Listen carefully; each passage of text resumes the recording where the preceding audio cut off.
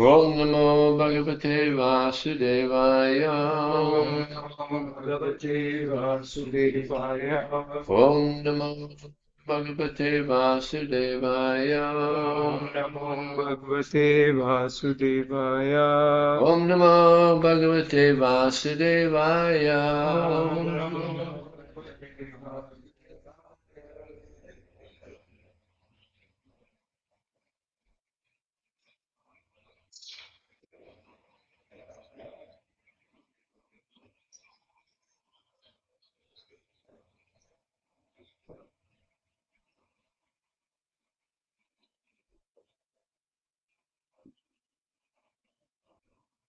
Srila Prabhupada was given a class in Los Angeles, and he said, "Who would know that I would meet my spiritual master in 1922?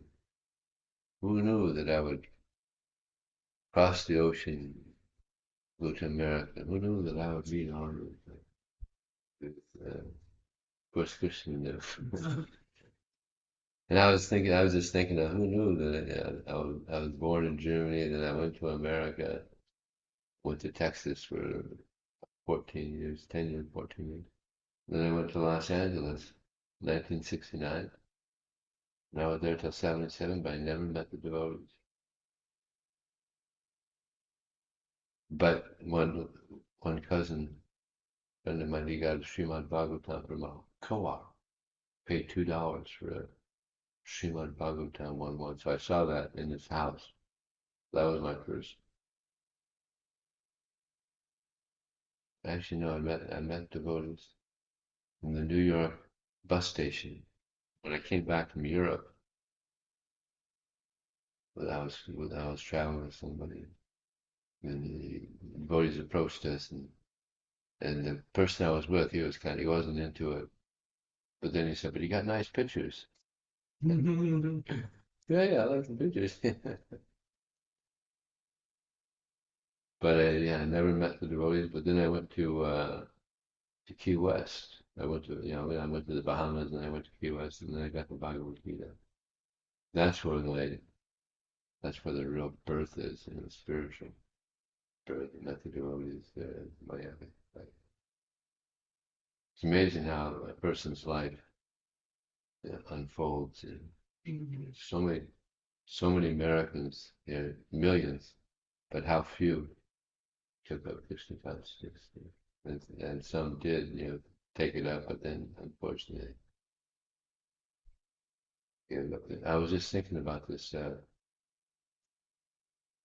amazing pastime of King Chitta, who was, I guess if you know, he was a king, and he had how many wives? 10 10 million. only. Only. One of those inconceivable things. That's one of those intense, yeah. I guess they believed in polygamy back then. But they're all barely couldn't have a son. And he had everything. He was so wealthy, he had a kingdom, he had beautiful wife, but no son. He was wrecked, as they say in colloquial language, that he was wrecked. You understand, wrecked. He was just. But then, what's his name? That went there, Angiri Rishi. These swamis, they would go around different places and try to encourage the householders. So he went there and he could see that the king was very depressed. And he asked him, what is the problem? You don't look very happy. He said, I got everything, but I don't have a son. I got so many wives, no son. So Angiri, he thought he's so depressed, like, probably better not preach to him, because sometimes people are so disturbed that preaching to them it's just going to go in one ear and out the other. So I'll tell you what, I'll do you a favor. I'll arrange for you to have a son.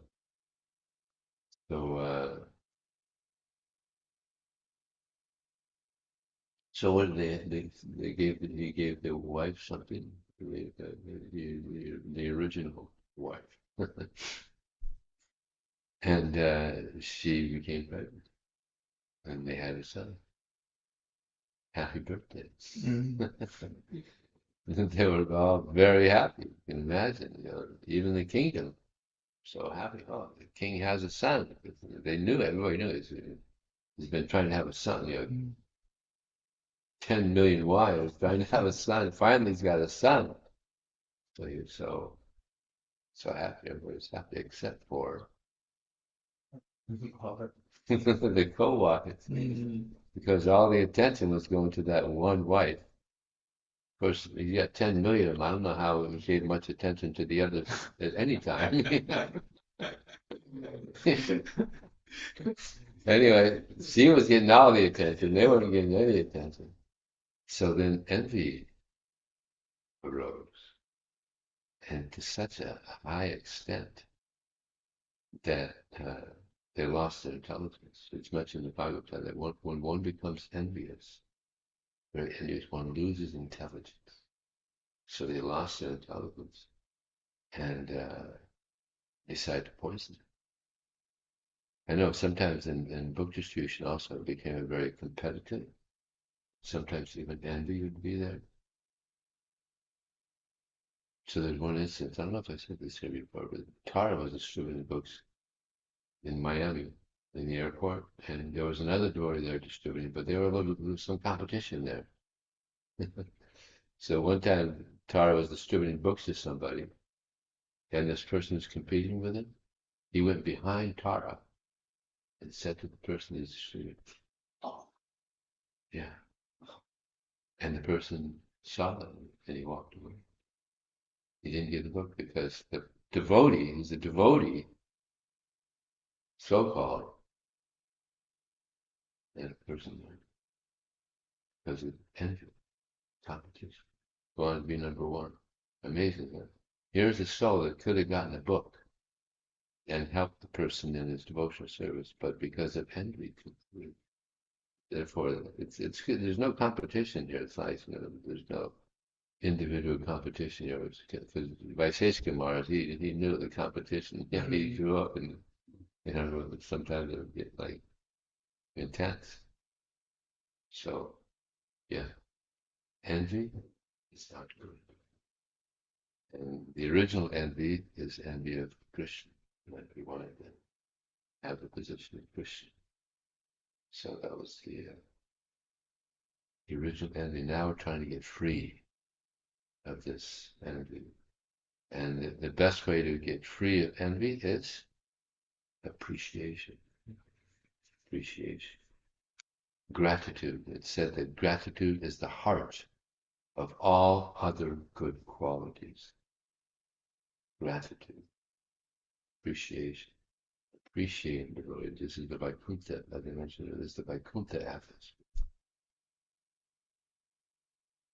So, when the maidservants saw, but then now they have the son, and they're so happy. Now I think he was about 5 years old when they poisoned him.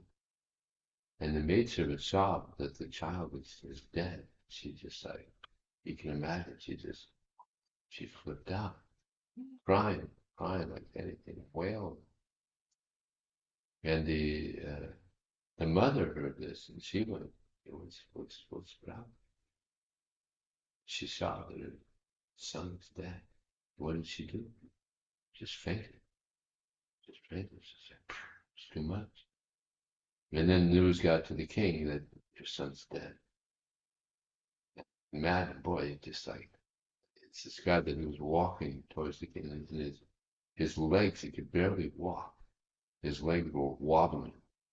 You know, just wobbling. Like he could barely walk. He's just so distraught, so disturbed. So he went to the room. He saw the son, wife is crying, everybody's crying, so much distress. And then Angira Rishi arrived with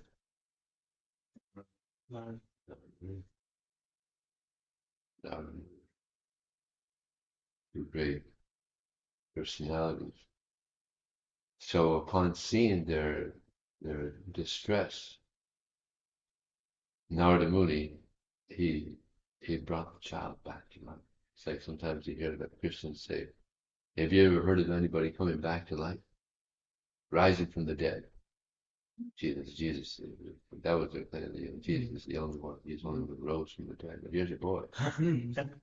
He rose from the dead by the mercy of God. And it's amazing that the boy, it said this, what is it? Jiva Uvacha.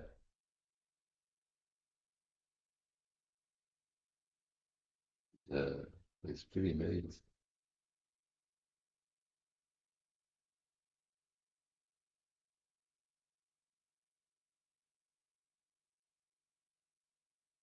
Jiva Uvacha, the Jiva said, according to the results of my fruitive activities, I, the living being, transmigrate from one body to another, sometimes going to the species of demigods. Now you can imagine that he was dead. And he's just come to life. And now he's speaking this high philosophy. And you can imagine, I mean, there's a whole bunch of people that I'm sure like, what? You know, can you imagine?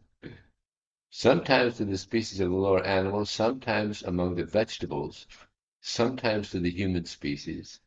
Therefore, in which birth were these my mother and father? No one is actually my mother and father. How can I accept these two people as my parents? Whoa! Imagine that, yeah. Now he's alive, but you say, wait, these aren't my parents. What a what a lesson here.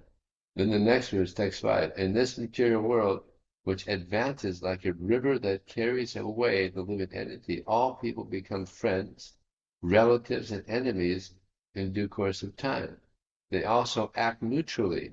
They meditate or mediate. They despise one another, and they act in many other relationships. Nonetheless, despite these various transactions, no one is permanently related.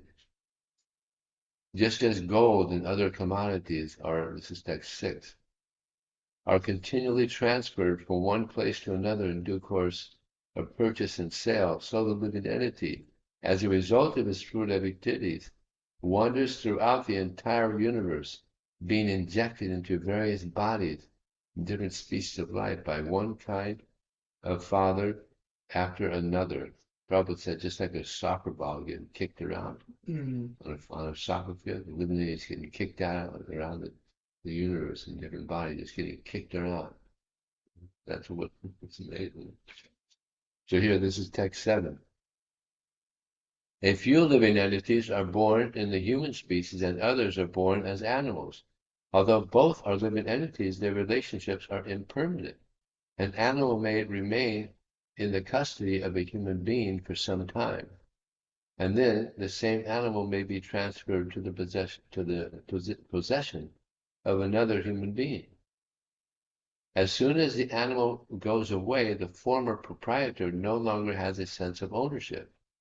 As long as the animal is in his possession, he certainly has an affinity for it. But as soon as the animal is sold, the affinity is lost. Well, here's text 8. Even though one living entity becomes connected with another because of a relationship based on bodies that are perishable, the living entity is eternal. Actually, it is the body that is born or lost, not the living entity. One should not accept that the living entity takes birth or dies. The living being, what, so much for birthday. There's no birth for the soul, right? Never any birth. The soul is eternal, right?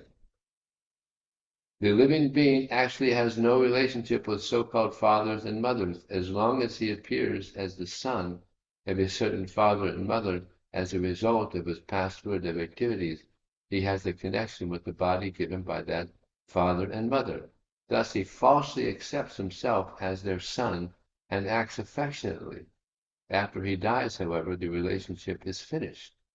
Under these circumstances, one should not be falsely involved with jubilation and lamentation. He's telling this to his parents. It's an amazing pastime. Okay, so now we'll do text number 9. Esha nityo vaya shukshma. Esha nityo vaya shukshma. Esha sarvashvaya svadrik. Esha sarvashaya sujit. Atma Maya Gunar Vishvam. Atma Maya Gune Vishvam. Atmanam Shrujite Prabhu. Atma Sujati Prabhu. Esha, Risha. this living entity. This living entity. Nitya, Nitya. eternal. Eternal. Avyaya, Avyaya. imperishable. Perishable. Shukshma, Sukshma. very, very fine. Very, very fine. Not seen by the material eyes. Seen. Esha, Esha. this living entity. This living entity. Sarva Ashraya, Sarva Ashraya. the cause of different types of bodies. Svadrik, self-effulgent. Atma Maya Guna, Atma Maya Guna. by the Supreme Personality of Godhead's modes of material nature. By the Supreme Personality of God, Vishvam, this material world. Atmanam, himself. Srijate, appears. Prabhu, the master. Translation and purport by the Divine Grace of Prabhupada Ki Jai. The living entity is eternal and imperishable. So this is the boy continuing. The living entity is eternal and imperishable because he actually has no beginning and no end. He never takes birth or dies. He is the basic principle of all types of bodies, yet he does not belong to the bodily category. The living being is so sublime that he is equal in quality to the Supreme Lord. Nonetheless, because he is extremely small, how small? Very, very Very small. He is prone to be illusioned by the external energy, and thus he creates various bodies for himself according to his different desires. Report. In this verse, the philosophy of Achintya Beta Beta, simultaneously one and difference is described. The living entity is eternal, nitya, like the Supreme Personality of God. But the difference is that the Supreme Lord is the greatest, no one being equal to or greater than him, whereas the living entity is sukshma, extremely small. Also there's that verse, nityo nityanam chitinas chitinanam, that there's the singular and there's the plural. We're the plural. Krishna's the singular, and he's the person that's maintaining everyone else. Just like the father thinks that he's maintaining his children. But does he grow the rice? Does he grow the vegetables? No. Krishna, he's maintaining all living entities. Mm-hmm. Just like we have these gnats here. And they're not getting much to eat, because we try to keep it clean. Of course, they got these little bodies. They don't need much. But yeah, Krishna's maintaining everything. The Shastras describes that the magnitude of the living entity is 1/10,000th the size of the tip of a hair. The Supreme Lord is all-pervading. Andantara, the paramanu, chayantara stam. Relatively, if the living entity is accepted as the smallest, there should naturally be inquiry about the greatest. The greatest is the Supreme Personality of Godhead, and the smallest is a living entity. See, we hear this again and again and again and again. Eventually, it'll go through our thick skull that we're very small, and Krishna's great. That's what we got to hear again and again and again and again. Eventually, hopefully, it'll sink in. Another peculiar characteristic of the jiva is that he becomes covered by Maya. There's a praksipatmika and avarnatmika. This is the covering, then the throne. Mm. We get covered by the modes of nature, by Maya. We get thrown. So we're trying to become uncovered now. There's some of the covering has been removed, because now at least we're getting some understanding of who we are and who Krishna is and what our duty is. So some of the covering is being removed as we're practicing. But as we practice more and more and more, eventually the whole illusion is removed, all the covering is removed. And then we realize we're so self-realized, and then we're servants of Krishna. This is the goal. He is prone to being covered by the Supreme Lord's illusory energy. The living entity is responsible for his conditional life in the material world, and therefore he is described as Prabhu, master. So the living entity is also described as master, especially the great devotees. But sometimes we misuse this word Prabhu. Prabhu, you stop doing that nonsense. Use Prabhu at the same time we're chastising. If he likes, he can come to this material world, and if he likes, he can return home back to Godhead. So the human form is like a junction. We can go either way. It's our choice. We can go back, we can take this human form of life very seriously and go back to Godhead, or we could just continue on trying to enjoy it. Because he wanted to enjoy this material world, the Supreme Personality of Godhead gave him a material body through the agency of the material energy, as the Lord himself says in the Bhagavad Gita. Ishvara sarvabhutanam hridasarjanatistati brahmayan sarvabhutani yantraradhani maya. The Supreme Lord is situated in everyone's heart, O Arjuna, and is directing the wanderings of all living entities who are seated as on a machine made of the material energy. The Supreme Lord gives the living entity a chance to enjoy in this material world as he desires, but he openly expresses his own desire that the living entity give up all material aspirations.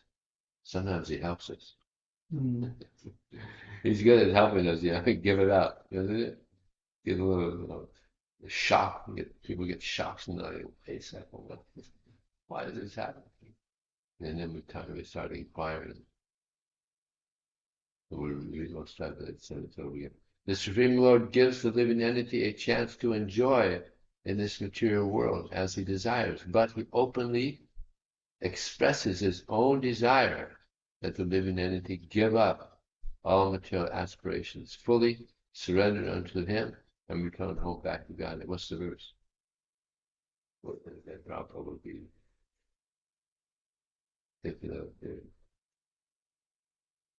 Sarvadhamam Parachatya Mama Parachatya. The living entity is the smallest, sukshma.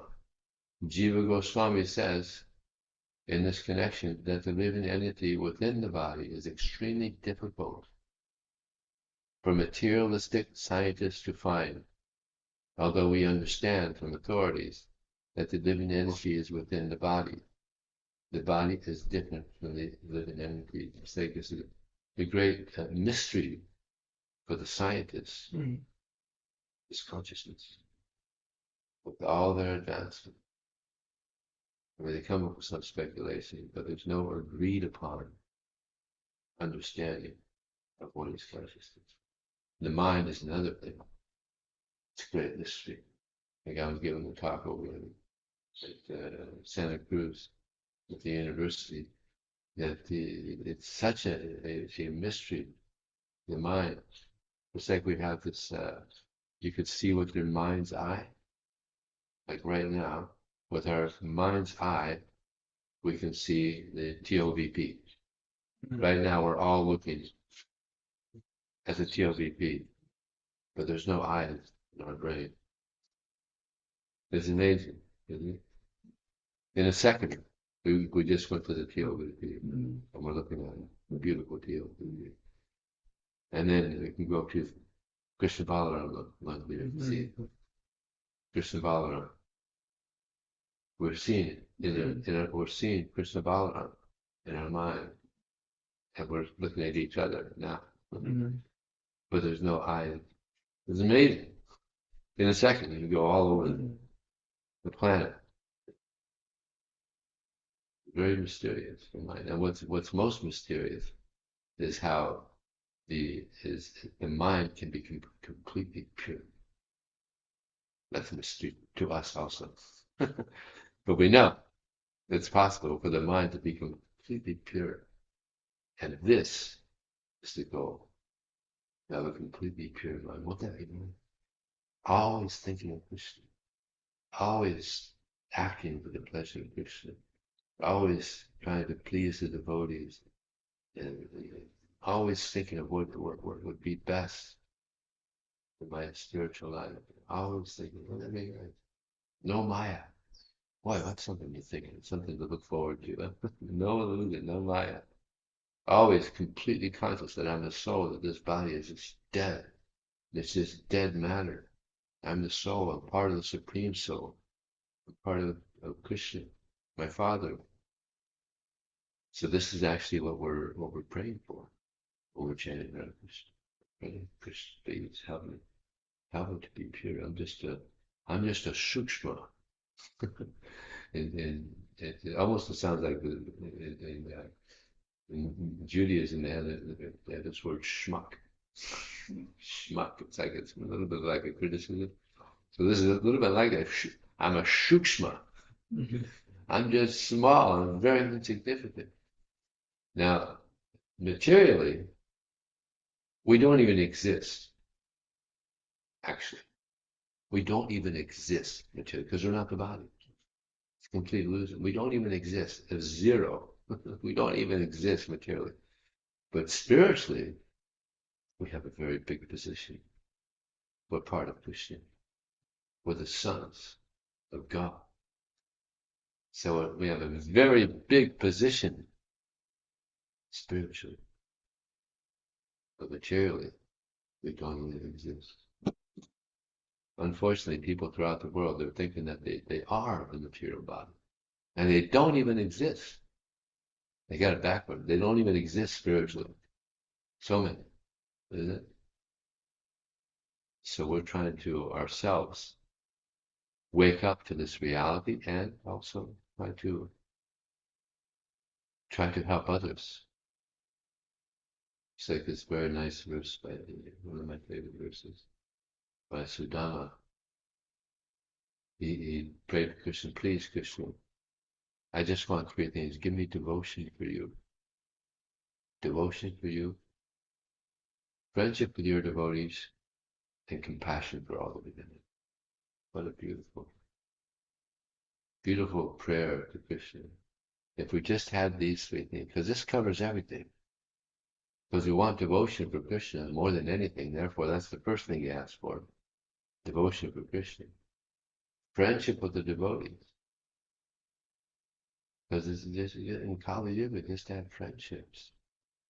Just like we have this, in our society, we have this, what do we call it? When there's some controversy or some friction between devotees? Resolve. ISKCON resolve. ISKCON resolve. And there's a lot of cases. Unfortunately, there's a lot of cases. And sometimes it's not resolved. It doesn't work, you know. But one thing that they tell me, Brahmacharya, he's one of them. And what he does is he gets them together, and he tries to get them to agree on something. And he asks them, "Do you both think that book distribution is good?" And both of them say, "Yeah, we agree." And then they try to, you know, in that way they try to bring them together, and it works sometimes. Here's something they could agree on, book distribution. But yeah, in the material world, just to have good friends. Like I was in Mayapur, and I was at Tara's place. He's got a nice place there. I had to go and have lunch. And he always invites people. He's very friendly, and so we were talking, and just the conversation came. We were talking about how a friendship, and I mentioned that me and Tara we've been friends for 40 years, and one of the ladies said, 40 years and you're still friends. And Tara said, now we're even better friends. So yeah, surprise, yeah, because even friends, close friends, they, sometimes it goes bitter.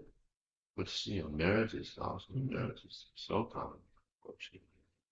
So yeah, just to have good relations in Kali Yuga. Therefore, Kali means the age of quarrel. Quarrel and hypocrisy.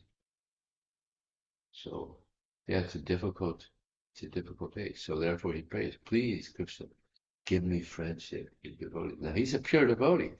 I'm sure he has very good friendships, with the devotees, but even he's praying what to speak of ourselves. to pray for good friendship, the devotees, and compassion. And he goes on, compassion for all of the entities. This is so important because people are suffering. So Devi Shakti Mataji, she is a real saintly lady. It was unbelievable. So she was she actually made a lot of devotees. And when she would go on book distribution, her aim was to make devotees. To distribute books too, but more important than that was to make devotees. And she made a lot of devotees. It was amazing. And so she said we should not be in the competitive mood because that ruins the whole mood of preaching. You get absorbed in numbers and competition, and you forget what we're out there for. We're out there to try to save the conditioned souls. They're suffering. They're suffering. So she said we should really meditate on how to help people become Krishna conscious. Such an ideal example. And of course, Vaiseshika Maharaj, he's in the same mood. He's just focused on making devotees. I remember when I first came here in 1994, it was just his house. That was it. And he would have a little gatherings, maybe 3 or 4 people. So he would have, we'd have prasadam and katha. It was just, maybe, 3 or 4 of us. But he increased a little bit in his house. But then when the other devotees that had the deities here, when things kind of fell apart there, and they asked Vaiseshika Maharaj, please can you take care of the deities? Then it just like when we got the deities, they were in a storefront. They were in that house. I remember when they were in the house there, and then they took them to a storefront. And people walk by, and it's a storefront. The deities there. Like, well, what's this? You can imagine. So then the landlord eventually said, "Hey, you got to go." And then we got the other one. You saw the other one? L-shaped, kind of small, kind of unusual. Small, very small. It's sweet. I mean, it was like, about this big, not much bigger, maybe a little bigger space. And the deities were there too. So it was kind of shaped like this, but without, it was just like, just here in the hallway. It was L-shaped. That was where the entrance was through there, and then there was the deities over there. But it was very small. And we got this big one. They thought, oh, all right, now we're good. We got a big one now. But now it was way too small. And now by Sage Maharaj, he's talking about these people, some very wealthy people. And they're starting tomorrow on the next day. About getting this big one, like 4 or 5 times bigger. I'm going to check it out. I think we're going to, I'm praying that we can get this, because I don't think we're going to find anything more suitable than this one here. So, yeah. Is it the same deities? No, the Krishna, same Radharani, same Mahaprabhu, different Krishna. The Krishna that was here before, he had his hand like this, Giridhari. But the pujaris are ISKCON. What do they call it? ISKCON deity worship. So you can't have it like that, because apparently Radharani wasn't there when Krishna lifted going downhill,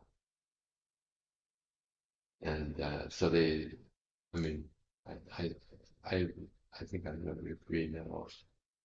So anyway, so they arranged to have another Krishna. This is a different Krishna, and they took the other Krishna. I think he went to Chicago or something. Some others, yes, not Chicago, some other temple on the East Coast. He got a plane ride to the East Coast. So, but they're beautiful. Radharani is one of the most beautiful Radharanis you've ever seen. So beautiful. Mahaprabhu, Krishna. So now let's see what happens. We're definitely in a serious search. I think Krishna's going to get this one. I was always voting for building a temple, but we need a lot of property. And there's no available property.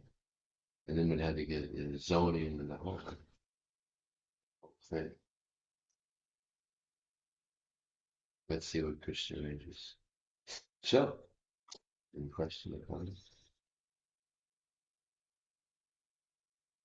Nice pastime of Chitrikana. Oh, and what happens is after this, amazing exhibition of their son coming back to life and preaching to them. I think it was about 10 verses, just deep, And they just woke up. All right, whoa, he's the spirit soul, it's not the body. So then Narada Muni gave him a mantra that he chanted for 7 days, and then he saw Vishnu. I mean, imagine that coming from a situation where he's got 10 million wives. He's got a son that takes birth and lives for 5 years, dies. He gets a mantra, and that was like a real shock in his life. He took it real seriously, chanting that mantra. He saw Vishnu in 7 days. Some serious chanting. No inattentiveness there, right? Very attentive, very purely chanting. Vishnu appeared for him. He became the great Chitraketu. And he was, it's described that he was traveling around in a big plane, but it was like a park. And he was going, that's when he saw Lord Shiva with Parvati on his lap. And he kind of started laughing, what is this? He got cursed to become a demon. What was his name? Vitrasura. But Vitrasura was a devotee. So he's telling Indra, come on, get fired up, come on. You can fight better than that. You can do better than that. Come on. So Indra's like, what's this? What kind of a demon is this, Come on, fight better, I want to go back to Godhead, because I'm going back home. So he threw the thunderbolt. It took a year. Cut off his head. Then he back home, back to Godhead. He wanted to die because he knows he's going back home. That's pretty confident, huh? Hopefully we'll be so confident when we leave this body and going back home. That'd be nice, then. Okay, any question or comment? You also check online. Any question or comment from our internet folks? Prabhus. Thank you very much. Srila Prabhupada ki jai. This Vijay Prabhu ki jai.